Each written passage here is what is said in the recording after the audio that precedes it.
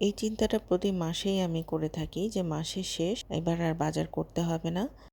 বাজার বলতে শুকনা বাজারের কথা বলছি।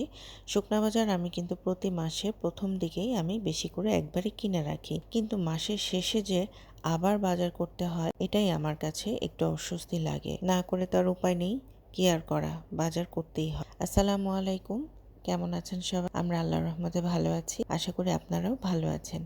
যারা গৃহিণীরা সংসার চালান বা কর্তা বাজার করেন, তারাই বোঝেন যে মাসের শেষে এই টুকটাক বাজারটা করতে কতটা ঝামেলা লাগে।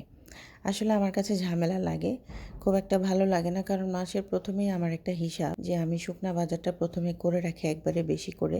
যতই বেশি করে বাজার করি না কেন, মাসের শেষে যেন এই টুকটাক বাজারগুলো থেকেই যায়। তবে ডিম তো আর আসলে মাসের প্রথমে একবারে কিনে রাখা যায় না। প্রতি সপ্তাহে সপ্তাহে আমি ডিম কিনে রাখি, কিংবা কিনতে হয়। তো এর মধ্যে আমি আমার বড়টাকে নিয়ে বসে বসে চা খাচ্ছিলাম। এটা আসলে ওর ডিনার, ভাত না খেয়ে ও হাবিজাবি খায় বেশি, আর আমার বাসায় হাবিজাবির চাহিদাটাই বেশি, এটা সত্যি কথা। আমি বলবো লাঞ্চে আর ডিনারে যদি একটু ভারী খাবার মানে ভাত যদি খাওয়া হয়, তাহলে কিন্তু আর এত হাবিজাবি দরকার পড়ে না। আমার বাসায় হাবিজাবি চলে বেশি, বলে না যে খাজনার চাইতে বাজনা বেশি। আমি আবার একটু এগুলো নিয়ে বসলাম, বাজার থেকে আসার সময় এগুলো কিনে নিয়ে আসলাম, একটু গরমে এই স্বস্তি আর কি। এই তো যাওয়ার আগে আমি আবার একটু ফালুদা বানিয়ে গিয়েছিলাম, আমার বাসায় এটাও খুব চলে।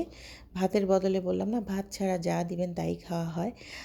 তো এরকম জানি যে অনেকের সংসারেই আছে।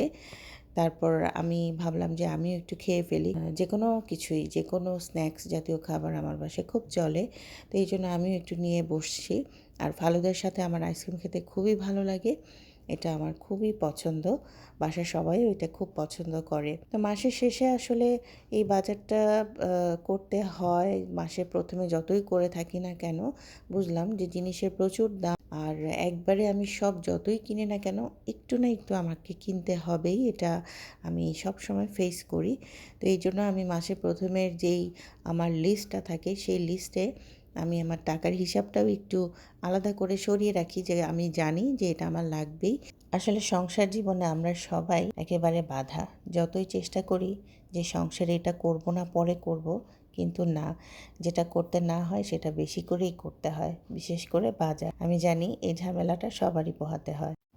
সংসারের বাজারের ঝামেলাটা থাকবেই, তবে আমরা যদি একটু টেকনিক করে চলি, তাহলে কিন্তু আর এই সমস্যাটা থাকে না। ওই যে বললাম, মাসের প্রথম দিকেই যদি এটার জন্য আলাদাভাবে আমরা একটু জমিয়ে রাখি, তাহলে কিন্তু আর এই ঝামেলাটা থাকে না। সারাদিন ব্যস্ততার শেষে ছোটটার সাথে বসে বসে একটু কার্টুন দেয়, এটাও কিন্তু একটা হোম ম্যানেজমেন্ট। আজ এ পর্যন্তই। আসসালামু আলাইকুম।